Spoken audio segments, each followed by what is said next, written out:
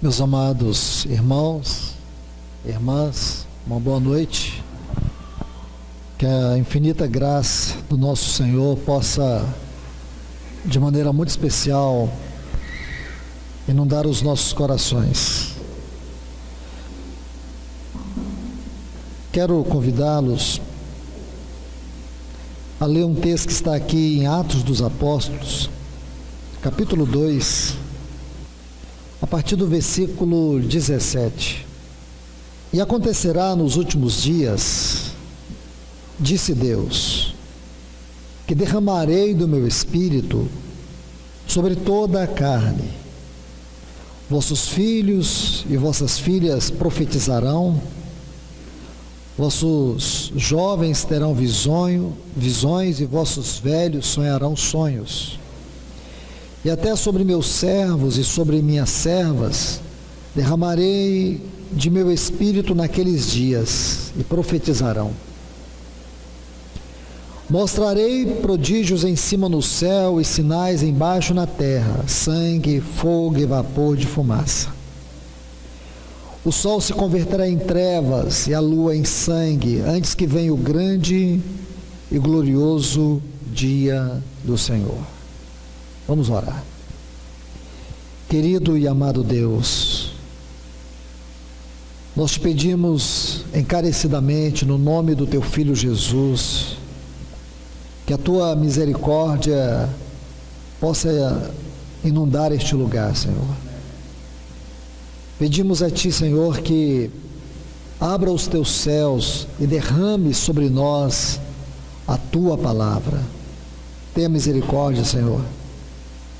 Que essa seja uma reunião marcante para cada um de nós. Deus, te pedimos em nome de Jesus, envia a tua palavra, restaura-nos, ajuda-nos, que esses textos que lemos possa, como uma espada inflamada, penetrar nos nossos corações. Te pedimos em nome de Jesus. Amém. Pois bem, meus amados em Cristo, esses textos, eles fazem parte de uma profecia muito importante no livro de Joel, no capítulo 2, versículos 28 e 29.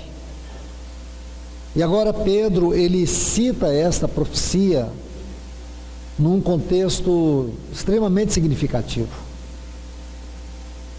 num dos maiores avivamentos que houve na história da igreja, o avivamento na igreja primitiva. Este foi o primeiro avivamento na história da igreja do Senhor Jesus, foi o avivamento na igreja de Jerusalém. Não houve até agora um avivamento como este, conhecido como Pentecoste. Agora, é importante nós analisarmos esses textos e saber quais são as implicações deles em relação a nós. Existe um grande perigo, e é um perigo sutil. Nós lemos a palavra de Deus buscando história, buscando ver a história, conhecer a história. Na verdade, a Bíblia, por mais que ela contenha história, não é propósito dela nos mostrar a história, ou fazer da história um fim em si mesma. O propósito de Deus, através da sua palavra, é nos mostrar a história, é nos ajudar a ver como Deus caminha, como Deus se move, é nos revelar o seu propósito. Porque a Bíblia, este livro, que é a palavra escrita de Deus, nos foi dado com um propósito muito glorioso: revelar-nos a mente e o propósito eterno de Deus. E aqui nesses textos, como eu já lhes disse, eles ocorrem no contexto do primeiro avivamento na igreja primitiva. O que quero dizer é que a igreja primitiva, ou a igreja do Senhor Jesus, ela iniciou com um grande avivamento. Um grande avivamento.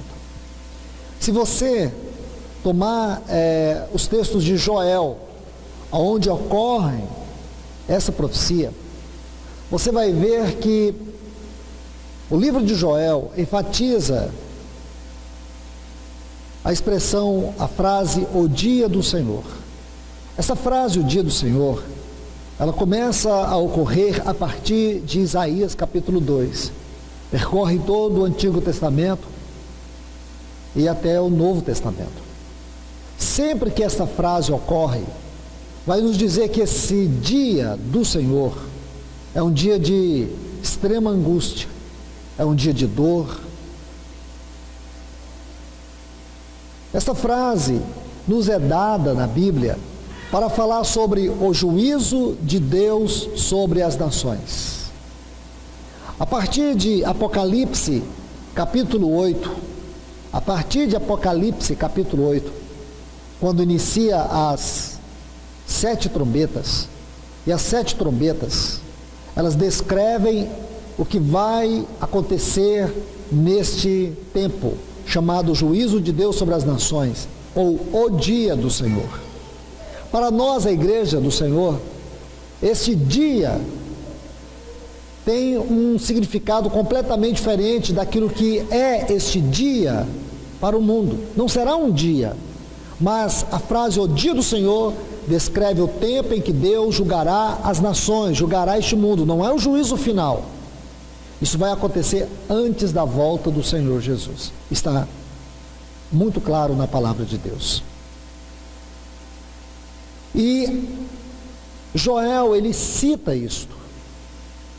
O livro de Joel é um livro muito especial nesse contexto, porque ele foi escrito justamente para revelar o que vai acontecer nesse tempo.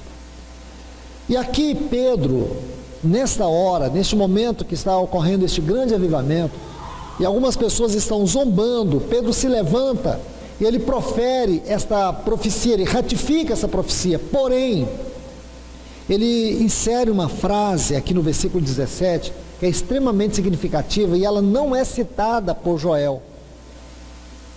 Aqui no versículo 17 do capítulo 2 está assim: e acontecerá nos últimos dias. Então, permita-me colocar mais um ponto, muito importante.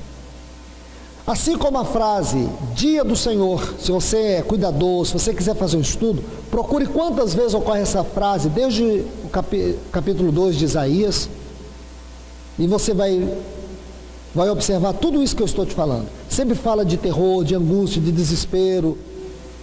Será um dia de extrema dor. Agora, essa frase, nos últimos dias, ela também é muito significativa. Ela tem um aspecto geral e tem um aspecto distinto. No aspecto geral, nós podemos olhar a cronologia da obra de Deus. Por exemplo, Deus, ele criou o mundo em 5 dias, criou o homem no 6º dia e descansou no 7º dia. Se você observar, da mesma forma, de Adão a Abraão são 2.000 anos. De Abraão a Cristo, mais 2.000 anos. E de Cristo a nós, mais 2.000 anos. E depois teremos 1.000 anos, que será o milênio.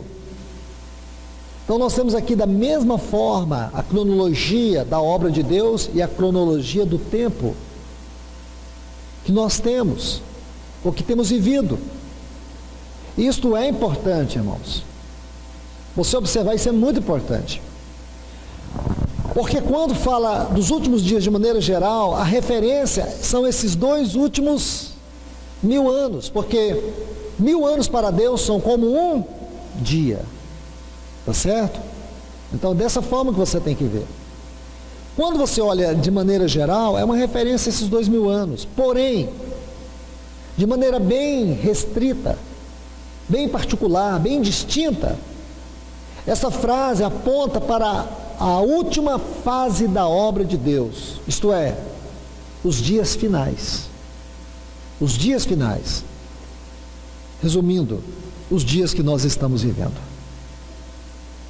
Então Pedro, quando ele diz isso aqui, ele fala que nos últimos dias,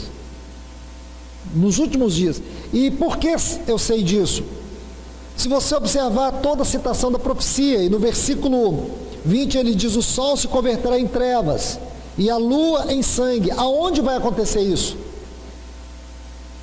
Se você observar, em Apocalipse capítulo 6, versículo 12, diz que vai ter um grande terremoto. Esse grande terremoto, ele é significativo, irmãos, porque ele vai dar início a esse tempo denominado, profeticamente falando, o dia do Senhor. Haverá um grande terremoto, Apocalipse capítulo 6, versículo 12, está no 6º selo. Guarde tudo que eu estou te falando. 6º selo, um grande terremoto, com efeitos cósmicos. Chega a dizer que o céu vai se enrolar como um pergaminho. A lua, ela vai entrar num estado como um saco de crina. Então, quando você vê esses efeitos cósmicos, nós sabemos que são linguagens metafóricas. Mas o que quer dizer, os textos seguintes, é que as pessoas vão sair gritando, correndo, desesperadas, dizendo aos montes: caí sobre nós, livrai-nos da ira de Deus e do Cordeiro. Isso é o versículo 17, que está assim: e quem poderá resistir? A frase melhor traduzida do texto original é: quem ficará em pé? Aí o capítulo 7, a primeira parte dele, do livro de Apocalipse, é escrito para responder essa pergunta, que são 144 mil. E muitos perguntam: o que são esses 144 mil? E tem muitas especulações, mas muitas pessoas não têm entendido o que são esses 144 mil. A referência a eles está no capítulo 7, depois no capítulo 14 de Apocalipse, e tem uma descrição muito linda desse número, 144 côvados, que está relacionado com a muralha da Nova Jerusalém. Tudo isso, irmãos, é profecia, tudo isso tem um significado que valeria a pena passar a noite aos pés do Senhor, só meditando sobre isso. Tão rico, tão lindo que é. Porque se você estudar a muralha da Nova Jerusalém, Apocalipse capítulo 21, versículo 14, diz que tem 12 fundamentos, e cada fundamento corresponde aos apóstolos de Cristo Jesus. Então, quando você abre o livro de Marcos, capítulo 3, a partir do versículo 14, você vai ver a relação dos apóstolos. Aí você vai ver que o primeiro da lista é Pedro. Então, quando você estuda cada um desses fundamentos, você vai relacionar a pedra com o apóstolo. Como, por exemplo, o primeiro fundamento da muralha da Nova Jerusalém é a pedra de jaspe, que corresponde à pedra de Pedro. E se você estudar a história dessa pedra, a composição dessa pedra, a química dessa pedra, você vai entender como foi que o Senhor trabalhou Pedro, o caráter dele, a vida dele, aquele homem impossível, desequilibrado, aquele que negou o Senhor, e como o Senhor transformou ele numa linda pedra de jaspe. Então isso é tudo muito lindo, irmãos. Você vai ver o que está por detrás de tudo isso. Tem a ver com a igreja gloriosa, a igreja que o Senhor está reivindicando, está chamando. Não uma igreja covarde, não uma igreja apostata, não uma igreja fria, não uma igreja indiferente, não uma igreja imatura. O Senhor chama uma igreja madura, uma igreja realmente comprometida com o Senhor. Então, olhando para esses textos aqui de Pedro, essa citação que ele faz aqui em Atos, é muito importante tudo isso. E o que quero compartilhar com vocês é sobre esse momento que estamos vivendo e o que o Senhor deseja fazer na sua igreja e o que está acontecendo com ela. Então, o que está acontecendo com a igreja e o que Deus deseja fazer com ela. Então, são duas palavras para definir esta mensagem: apostasia e avivamento. A igreja, atualmente, ela está passando por uma grande apostasia. A igreja, nesse exato momento, está passando a maior apostasia de todos os tempos. Nós vivemos numa geração fria, indiferente, uma geração incrédula de crentes incrédulos. Nós vivemos uma geração de crentes ímpios crentes batizados, cantando, orando, lendo a Bíblia, mas sem nenhuma realidade espiritual. Frios. Quando leem a Bíblia, eles apenas leem por desencargo de consciência. Quando eles oram, é só para pedir coisas, nunca para ter relacionamento. Eles leem a Bíblia, é para, como eu disse, desencargo de consciência. Eles não leem a Bíblia para que a palavra de Deus fale com eles. Nós Estamos vivendo uma completa inversão espiritual, irmãos. E chamamos isso de culto, chamamos isso de igreja, chamamos isso de espiritual. Não é, irmãos. Isso não é igreja. A apostasia desse tempo é uma apostasia latente. É como uma erosão silenciosa e devastadora. Onde a igreja perdeu o seu foco, perdeu o seu chamado, perdeu a sua vocação. Nós perdemos os valores espirituais, estamos nos contentando com quinquilharia. Onde pecado não é mais chamado de pecado, é chamado de problema. Onde o ministério não tem unção, tem muito conhecimento, mas não tem unção. As pessoas estão perdidas dentro da reunião da igreja, dentro do congregar da igreja. Nossos filhos estão morrendo espiritualmente debaixo dos nossos olhos, nós não temos palavra de vida, não temos autoridade espiritual para repreendê-los. Os casamentos estão perdendo vigor, estão perdendo a essência do testemunho. Mas tudo vale quando se reúne, quando se tem multidão. Existe um rastro de morte. E tantas coisas acontecendo, irmãos. E nós não nos demos conta da grande necessidade de um grande avivamento. Deixe-me ler uns textos com vocês, que está aqui em 2 Tessalonicenses capítulo 2, para abrir uma porta neste assunto e assim avançarmos. 2 Tessalonicenses capítulo 2, versículos 1 a 3. Vamos observar bem esses textos, para a gente analisar um pouco sobre essa apostasia presente. Olha os textos. Quanto à vinda do nosso Senhor Jesus Cristo e a nossa reunião com Ele, nós vos rogamos, irmãos, que não vos demovais facilmente do vosso modo de pensar, e não vos perturbeis, nem por espírito, nem por palavra, nem por epístola, como se fosse nossa, no sentido de que o dia do Senhor chegara. Agora observe esse texto. Ninguém de nenhum modo engane a vós, porque isso não será assim, sem que antes venha a apostasia, e se manifeste o homem do pecado, o filho da perdição. Então você vê o que Paulo está dizendo aos Tessalonicenses. Ele nos dá dois sinais aqui, dois sinais importantes, que antecederão a volta do Senhor. Quais são eles? Primeiro, apostasia. Segundo, a manifestação do anticristo. Dois sinais: apostasia e a manifestação do anticristo. A apostasia nós estamos vivendo. Nós estamos vivendo a maior de todas. Um desvio geral. E a gente acha que superficialidade é uma condição natural da igreja. Cristãos superficiais não é uma condição natural da igreja, é uma vergonha para a igreja. Cristãos rasos, que não oram, que não leem a palavra, que não têm comunhão com Deus. Uma igreja que não tem testemunho adequado na terra é uma vergonha para o evangelho.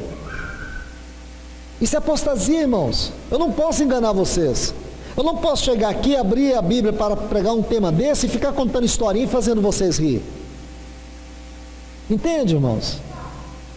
Porque o que acontece é que a gente percebe desde o louvor, a organização, o culto em si, falta vida. Vida, olhe para a igreja primitiva. Duas coisas foram os fundamentos práticos daquele avivamento. Você se lembra? Vida e poder. Vida e poder, uma vida que estava à frente de todas as coisas práticas, que conduzia, que ordenava, constituía.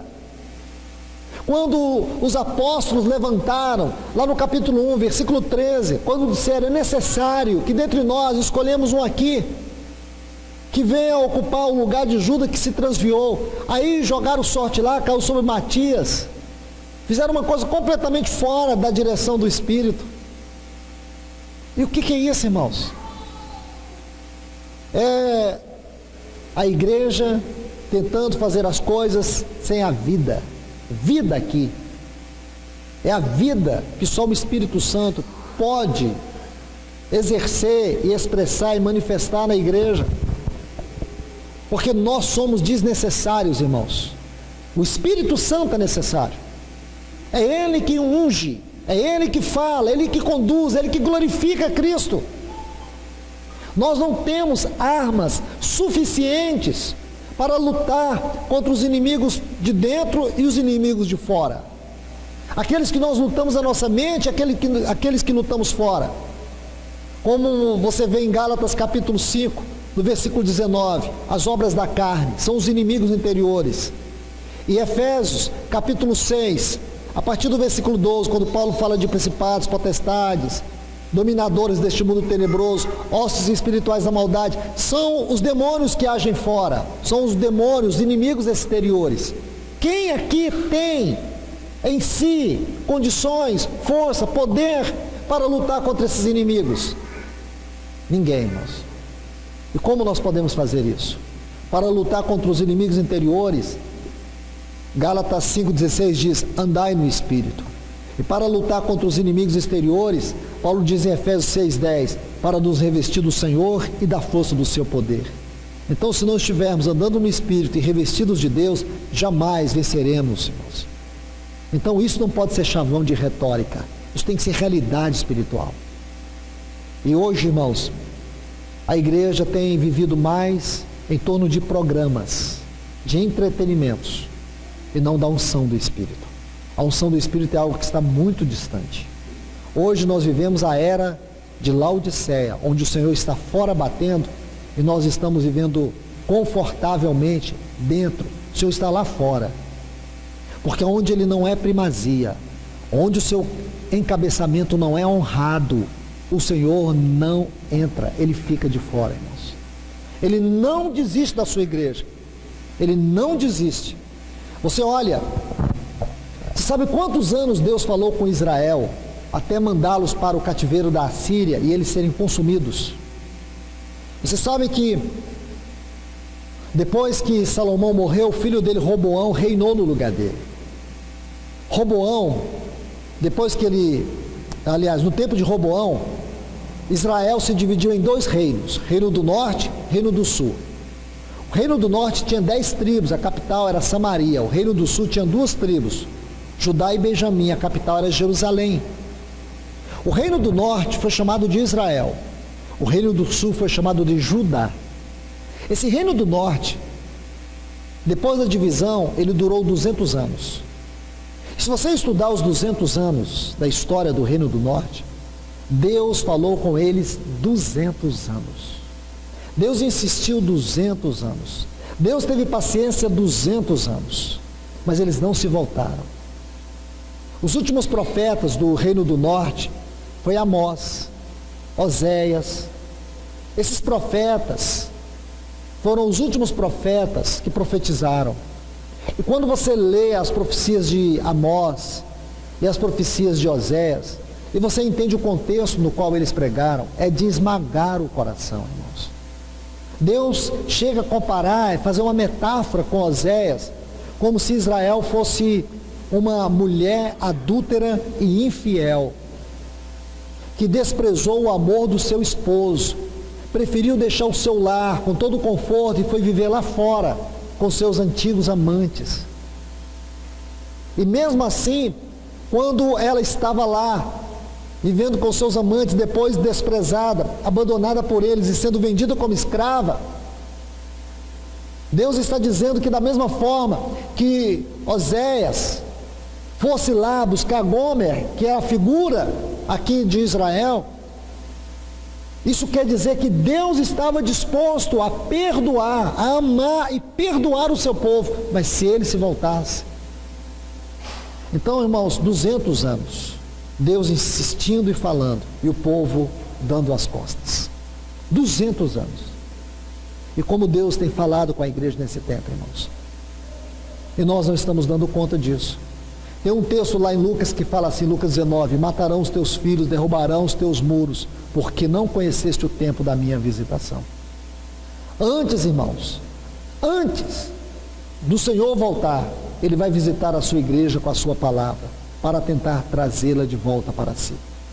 Antes, o Senhor vai reivindicar a sua igreja, e chamá-la para experimentar este glorioso avivamento.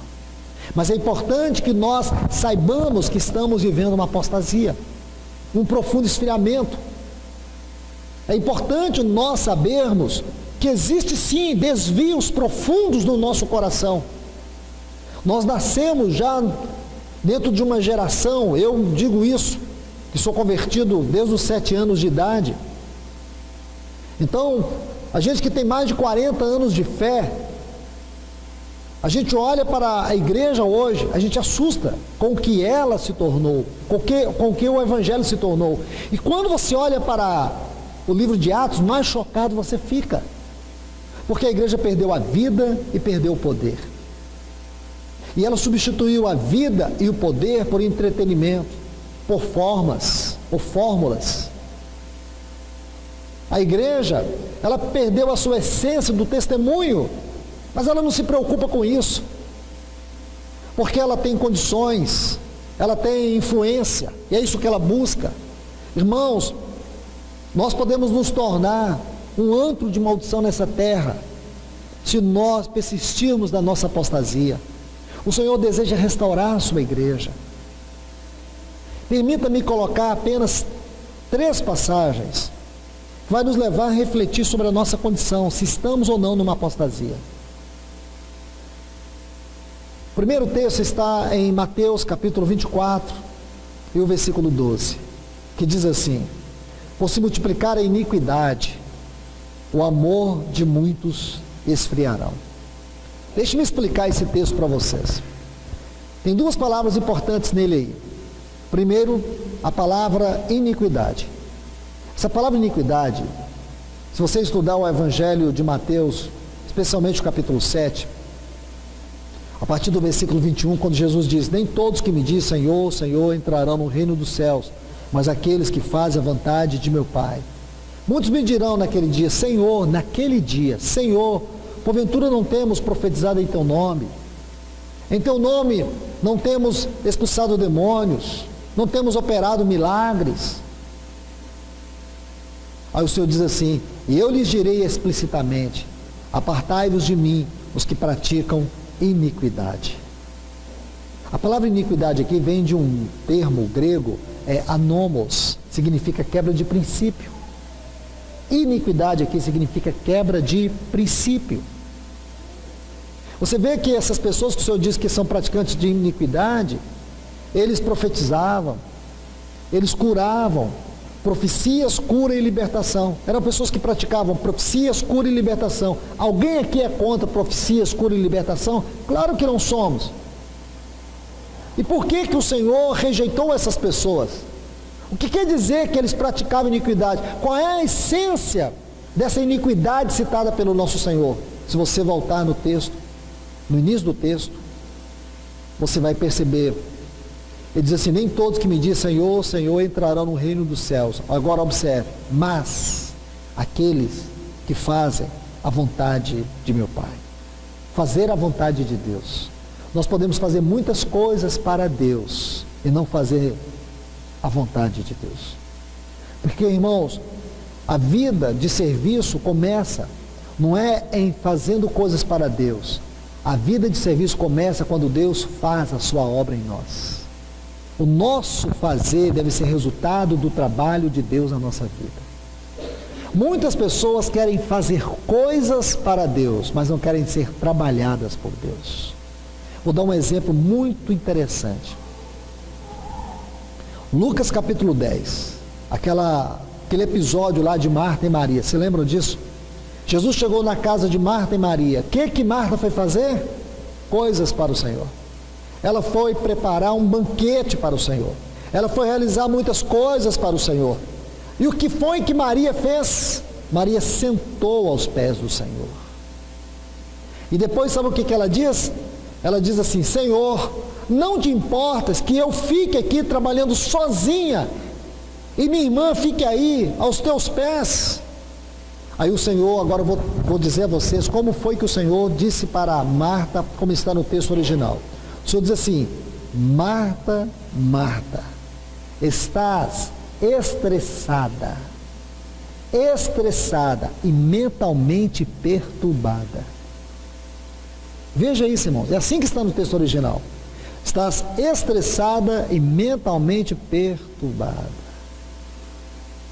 Marta estava fazendo coisas para o Senhor, porém estava estressada, isto é, com certeza, ansiosa e perturbada, emocionalmente perturbada. Mas o que ela preferiu? Fazer coisas para o Senhor. Irmãos, o Senhor não aceita quando nós fazemos as coisas para Ele fora dos fundamentos adequados. O Senhor está dizendo ali para nós, irmãos, que ouvir a sua palavra é o começo para nós servir, fazer alguma coisa que agrada a Ele. Quando a sua palavra não tem preeminência no nosso coração, qualquer coisa que fazemos para Ele é madeira, palha e feno. Madeira, palha e feno. Isso está em 1 Coríntios capítulo 3, a partir do versículo 10. Aí Paulo vai falar sobre isso de maneira tão importante. Devemos prestar atenção nisso, irmãos, porque o segredo de fazer coisas para Deus e agradá-lo é quando Ele trabalha em nós primeiramente. Então isso corrige tantas coisas, irmãos. Isso nos liberta de tantas coisas. Por isso que a igreja tem perdido o seu foco. Por isso que a igreja está tão perdida na sua vocação. Porque ela não deseja ser trabalhada, ela deseja trabalhar. Ela deseja fazer a obra, ela não deseja a obra do Senhor. E isso tem que mudar, irmãos. Isso tem que mudar tudo na nossa vida. Então o termo iniquidade ali, em Mateus capítulo 7, descreve isso, como também aqui em Mateus capítulo 24, quebra de princípio. Agora vamos a outra palavra importante aqui em Mateus 24, 12. Por se multiplicar a iniquidade, o amor de muitos esfriarão. A palavra amor aí é importante. Amor. Essa palavra, irmãos, é a palavra ágape. Ágape. Ágape é a expressão mais elevada do amor na Bíblia. Porque ágape fala do amor de Deus, do amor que é Deus. Então o que significa isso, irmãos? Essa palavra ágape, quando se refere a nós, fala de um amor estritamente relacional. O que está acontecendo? Porque temos falhado quebrando princípios. Vou traduzir esse texto melhor para vocês. Porque temos falhado em quebrar princípios. Nosso relacionamento com Deus tem esfriado. Ele diz isso, irmãos. Ele diz isso. E se você estudar Mateus capítulo 24, você sabe que este é um capítulo profético, é um capítulo apocalíptico. É conhecido como Apocalipse sinóptico. Marcos 13, Mateus 24, Marcos 13 e Lucas 21. São os evangelhos apocalípticos. É muito importante você saber isso. E aqui o Senhor está dizendo algo, irmãos. O amor está esfriando. Relacionamento com Deus está esfriando. Como isso tem sido triste, irmãos. O nosso louvor é muito frio, a nossa adoração é muito fria, muito centrada em nós, é muito eu, muito mim, muito nós. Não cantamos atributos de Deus. O culto tem se tornado uma coisa muito formal. Fazemos uma coisa mais por obrigação e não com discernimento, não em espírito, não em verdade, não há realidade espiritual. As palavras são muito técnicas. Nós perdemos a comunhão com aquela palavra viva, poderosa de Deus. Como nós necessitamos que o Senhor restaure na vida da igreja aquilo que é o ministério da palavra. Na igreja primitiva, irmãos, o ministério da palavra era o ministério dos profetas e mestres. Profetas do Novo Testamento, eles não ficavam profetizando como a gente entende dons. Dom de profecia é diferente de ministério profético. Ministério profético está lá em Efésios 4:11. É uma dádiva de Cristo. sobre aqueles os quais ele separa. Ele concedeu uns para apóstolos, profetas, pastores, evangelistas, pastores e mestres. Então veja bem, nós temos aqui os 5 ministérios, como a mão de Deus conduzindo o seu povo. O ministério profético é diferente do dom de profecia. O dom de profecia é do corpo para o corpo. O ministério profético é o dom de Cristo que ele concede a alguns, para que esse se torne uma dádiva de Cristo na sua igreja, para a edificação do corpo. Então, ministério de profetas, ministério da palavra, ministério de mestres, profetas e mestres. Atos 13:1 diz assim: havia na igreja de Antioquia profetas e mestres. Lindo isso, irmãos. Como a igreja necessita desses ministérios. Deixa-me colocar algo para vocês aqui. Livro de Números, por favor.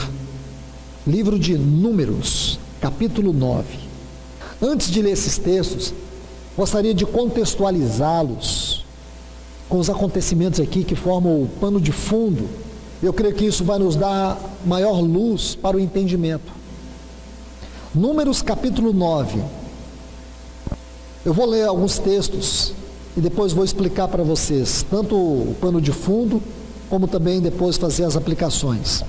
Versículo 17 diz: quando a nuvem se retirava de cima do tabernáculo, os filhos de Israel partiam, e no lugar no qual a nuvem parava, os filhos de Israel acampavam.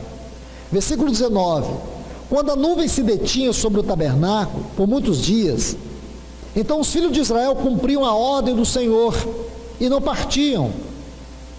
Versículo 21: às vezes a nuvem ficava desde tarde até manhã, e quando pela manhã a nuvem se erguia, eles partiam, quer de dia e de noite. Erguendo-se a nuvem, então partiam. Agora, por favor, capítulo 10, versículos 1 e 2.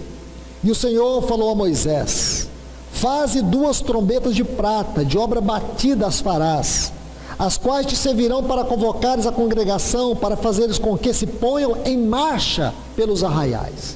Vou explicar agora. Primeiro, o contexto. O povo de Israel, eles saíram do Egito. Vocês sabem que eles peregrinaram por 40 anos no Egito, ou do Egito até Canaã. Saíram do Egito e foram a Canaã, 40 anos. Nesses 40 anos, eles andaram por 42 estações. Isso está em Números capítulo 33. Os acontecimentos aqui desses textos é na 12ª estação, conhecida como o Monte Sinai.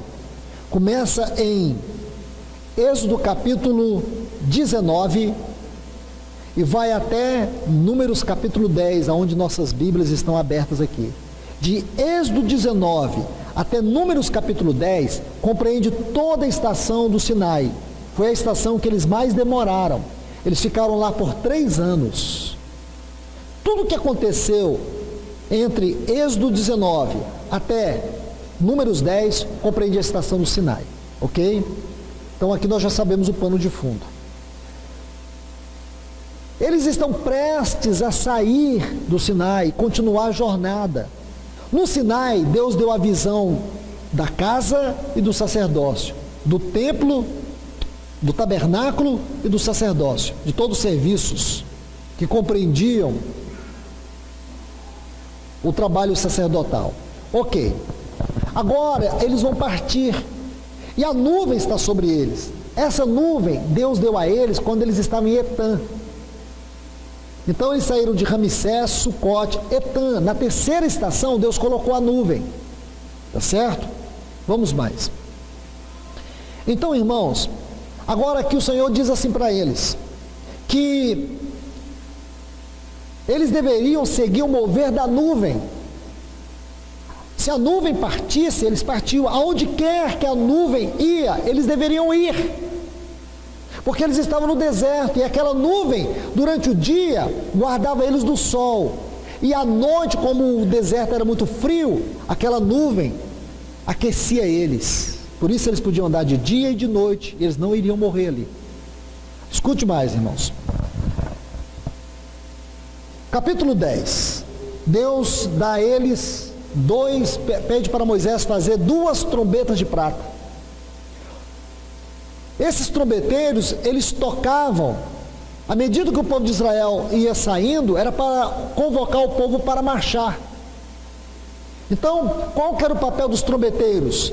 Tocar a trombeta para que o povo se colocasse em marcha. Agora eu faço uma pergunta para vocês: qual era o principal papel dos trombeteiros? Olhar para a nuvem. Eles eram homens que deviam primeiro olhar para a nuvem. Esse era o principal papel deles. Eles tinham que ficar o tempo todo olhando para a nuvem. Irmãos, lá no Salmo 74, parafraseando, o salmista diz assim: nós não temos profetas, nós não temos aqueles que possam nos dizer até quando. Outro texto, 1 Coríntios 14:8, diz assim: se a trombeta der o som certo, quem é que vai se preparar para a batalha? Aqui nós temos, irmãos, a figura desses dois trombeteiros, que é uma tipologia do ministério dos profetas e dos mestres na igreja. Irmãos, como a igreja deve orar para que Deus levante profetas e mestres no meio dela. Como a igreja precisa rogar para que o Senhor levante homens que sejam como esses trombeteiros, que estejam atentos aos movimentos celestiais, homens que se consagrem na visão celestial, que tenham sensibilidade de ouvir o Senhor falar e que comunique isso para a igreja, irmãos. Senão a igreja vai ficar andando em círculo, ela vai ficar girando em torno de coisas, ela vai perder a visão celestial, ela vai perder a direção. Por essa razão, há uma profunda, uma extrema necessidade de profetas e mestres, que hoje estão sendo substituídos por palhaços. Essa é a maior tragédia, a pior descrição da apostasia, porque a igreja gosta desses palhaços que contam piadas, são os mais populares. É como havia no tempo de Jeremias uma pessoa muito popular chamada Pazur. Sabe como Jeremias traduziu o significado do nome dele? Terror por todos os lados. Mas o Pazur era diferente do Jeremias, porque ele era popular, ele era agradável. Jeremias não era. Jeremias estava dizendo para o povo: eu ouço o tropel dos cavalos da Babilônia, Deus julgará vocês, levantem-se, tirem a idolatria das suas casas, arrependam-se, porém eles não se arrependeram. Então, meus irmãos e irmãs, a igreja necessita desses profetas que levem a igreja de volta ao verdadeiro amor. É momento de nós buscarmos um relacionamento profundo com o Senhor, porque nós já estamos vivendo dias terríveis, dias de angústias, dias de profunda tristeza, de decepção, de corrupção extrema, de imoralidade extrema. E a igreja está perdendo o seu testemunho, ela está perdendo o privilégio de ser uma luz nesse mundo, de ser um luzeiro nesse mundo. Ela está perdendo isso, irmãos. As pessoas estão aí caminhando a passos largos, e nós não temos sido testemunhas adequadas do Senhor. Quantas pessoas estão morrendo do nosso lado, e nós não temos reação, nós não temos ousadia. A igreja perdeu a ousadia, a igreja perdeu a coragem, ela não dá um testemunho de autoridade, de poder. A única coisa que nós nos contentamos é em ser crentes. E você sabe quem é o crente mais fervoroso que a Bíblia descreve? Satanás, que ele crê e estremece, e muitos de nós creem e não sentem nem arrepios. Nós precisamos ser testemunhas, cristãos, testemunhas de Cristo. É isso que o mundo espera, irmãos. Temos que ser a verdadeira proposta de Deus para este mundo, para levá-los a Cristo. E nós perdemos a noção do tempo, nós perdemos a consciência do chamado e perdemos a visão celestial. Isso tem que ser restaurado, irmãos. Porque esse texto que nós acabamos de ver aqui em Mateus, a iniquidade, quebramos princípios, por essa razão o amor tem esfriado. Deixa eu mostrar outros textos para vocês, para que possamos terminar por hoje. 1 Timóteo capítulo 4. 1 Timóteo capítulo 4, versículos 1 e 2 diz: mas o Espírito diz que, observe a frase, nos últimos tempos, alguns apostatarão da fé, escutando espíritos enganadores e doutrinas de demônios, que com hipocrisia falarão mentiras, tendo cauterizado a própria consciência. Aqui nós temos algo muito sério. O Espírito diz que nos últimos tempos muitos iriam apostatar da fé por darem ouvidos a profissionais da mentira. Profissionais da mentira. A versão A Mensagem de Eugene Peterson traduz dessa forma: profissionais da mentira, que tem o único propósito: enganar.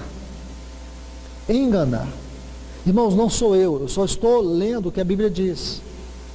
Nós precisamos voltar a esses textos, nós precisamos pedir ao Senhor que nos ajude a ver novamente os textos que Ele quer falar conosco nesse tempo. Porque essa hora é uma hora crucial para a nossa vida cristã. Se faltam apenas 3% das profecias para se cumprir, no total são 20 profecias que faltam para se cumprir. O que você espera? Será que o Senhor vai nos deixar vivendo aqui mais 10, 20 anos? Será que você espera tudo isso? Não, irmãos. O Senhor está voltando para a sua igreja. E quando eu olho para essa apostasia, eu olho para 2 Tessalonicenses capítulo 2, versículos 1 a 3, eu vejo ela, então eu estou certo que o Senhor está voltando, porque essa profecia está diante de nós a todo tempo e a toda hora. E mais, agora você vê aqui, o Senhor diz, nunca se viu tanto engano no meio do povo de Deus como hoje, irmãos. Profissionais da mentira, pregando engano, e o povo tendo prazer de receber esses enganos, porque o engano não reivindica de nós responsabilidade, não reivindica de nós compromisso, não reivindica de nós santidade, não reivindica de nós consagração. Uma pessoa que vive engano, ela vive na euforia. Uma pessoa que vive engano, ela tem uma satisfação passageira, porque a mensagem dura o tempo da reunião. Quando termina a reunião, e isso, irmão, se tornou um hábito comum na nossa vida. Eu peço ao Senhor que esta palavra não dure na sua vida o tempo da reunião, que você, ao voltar para a sua casa, o Senhor continue falando ao seu coração, que ao deitar, o Senhor continue falando ao seu coração, se possível que o Senhor te inquiete a noite toda, e que Ele faça uma pergunta para você: aonde passarás a eternidade? Aonde? Irmãos, nós precisamos nos voltar para o Senhor, porque se queremos um avivamento, é importante também termos consciência dessa terrível apostasia que assola a igreja. Nós não podemos achar que isso é a igreja é muito mais do que isso. A igreja tem dois grandes fundamentos: vida e poder. Esses fundamentos estão entulhados. E aqui, mais uma vez, vemos textos que descrevem claramente os dias que estamos vivendo. E aqui, em 2 Timóteo capítulo 3, versículos 1 a 5, diz assim: deve saber isto, nos últimos dias, novamente, sobrevirão tempos difíceis, porque haverá homens amantes de si mesmos, ególatras, avarentos, presunçosos, soberbos, blasfemos, desobedientes aos pais, ingratos, ímpios, sem afeto natural, irreconciliáveis, caluniadores, intemperantes, cruéis, aborrecedores do bem, traidores, impetuosos, arrogantes, mais amantes dos deleites que amigos de Deus. Agora observe esse versículo 5, porque ele é chave, irmãos. E a tendência nossa é passarmos por cima desse versículo, mesmo lendo ele. E nós não vamos fazer isso nessa noite.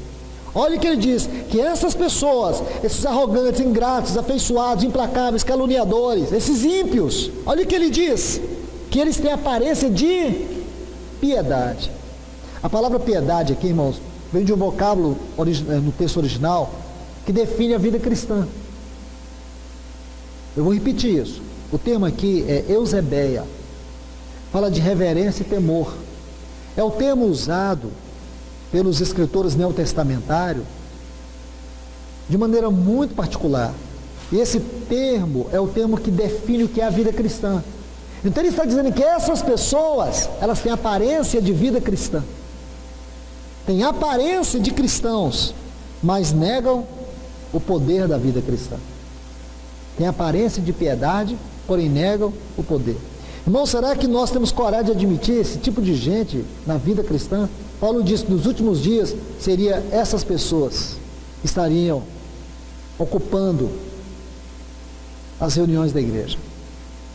A gente sempre vê esses textos aqui, aponta para o mundo, né? Mas esse versículo 5 impede que você faça isso. Porque ele diz que essas pessoas têm aparência de piedade, de serem piedosas. No entanto, na prática, na sua vida, eles negam a eficácia da piedade. Estão vendo, irmãos? Estão vendo? É com muita tristeza que a gente tem que admitir isso. Mas nós não podemos parar, irmãos. O Senhor, Ele chama a sua igreja a um profundo arrependimento. Se nós desejamos que a arca de Deus, isto é, que o testemunho da presença de Deus volte para o seu lugar central, como nós devemos clamar a Deus, como nós precisamos clamar ao Senhor, pedir que Ele volte e nos restaure, pedir que Ele venha e visite a sua vinha, a vinha que Ele mesmo plantou, que Ele venha e faça uma obra profunda entre nós, que Ele restaure em nós a coragem, a ousadia que os cristãos primitivos tinham, que era uma consequência do derramar do Espírito Santo. Como nós podemos dizer, irmãos, que nós temos o Espírito Santo, somos cheios do Espírito Santo e somos tão fracos na oração? Como nós podemos dizer que nós somos cheios do Espírito Santo e não nutrimos amor pelo nosso cônjuge? Como nós podemos dizer que somos cheios do Espírito Santo e nós somos escravizados pela pornografia, pela imoralidade, pela perversidade? Como nós podemos dizer que somos cheios do Espírito Santo e somos tão distantes da palavra de Deus? Como nós podemos dizer que o Espírito Santo tem mudado a nossa vida enquanto nossa mente está corrompida? Como, irmãos? Como nós podemos dizer que somos cheios do Espírito Santo, mas a nossa visão é muito secularizada, é muito materialista, está muito centrada nos céus e nunca na terra e nunca nos céus? Como, irmãos? Só o Senhor para nos socorrer, irmãos. Só Ele para fazer uma profunda obra na igreja. Do contrário, nós vamos seguir nesse velório.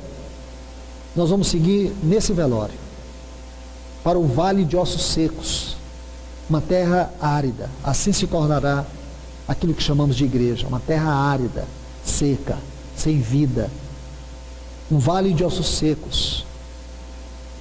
E o Senhor anela tanto a sua igreja, irmãos. O Senhor deseja tanto vir buscá-la. O Senhor deseja tanto enchê-la da sua presença, da sua glória. O Senhor deseja revelar sua face, escancarar o seu coração para nós.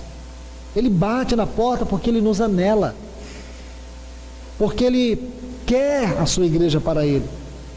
Mas a sensação é que a igreja não quer, a igreja não o deseja. Ele quer voltar. E para quem que Ele vai voltar, irmãos?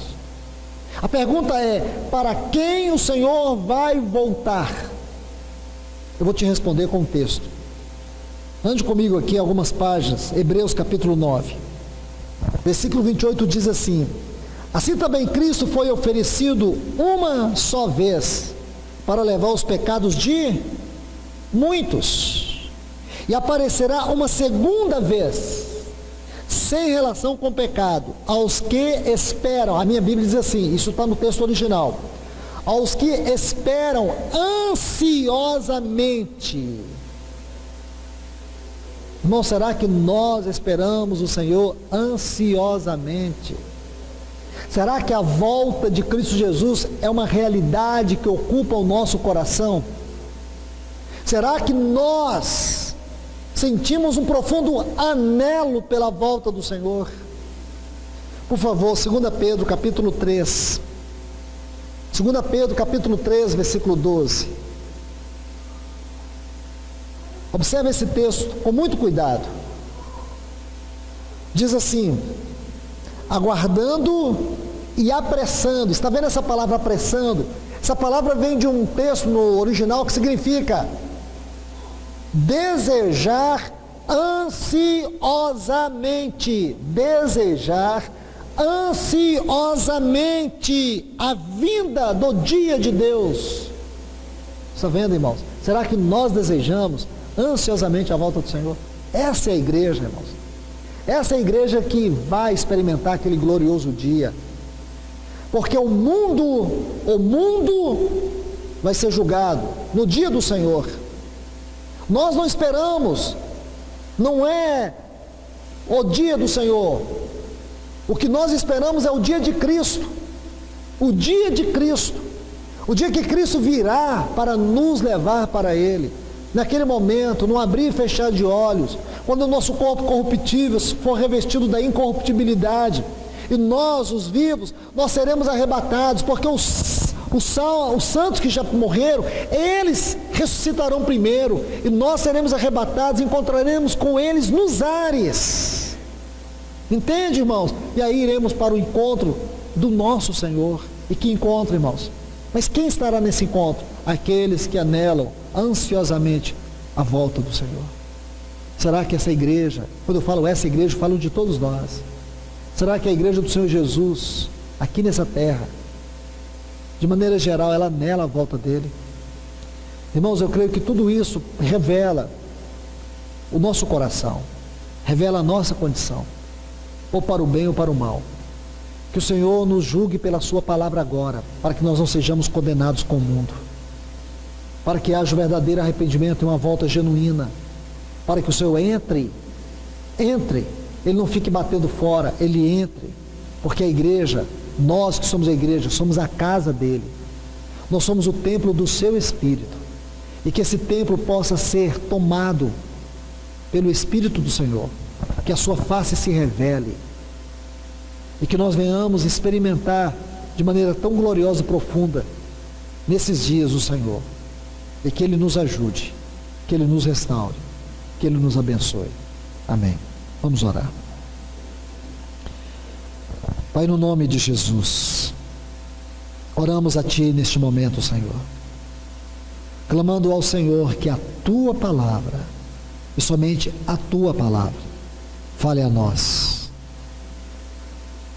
Sonda o nosso coração, vem e perscruta o nosso interior.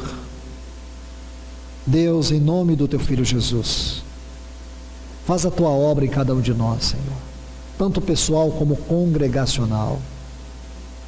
Retira o que tem que ser retirado, restaura o que tem que ser restaurado, mas faça a Tua obra, Senhor.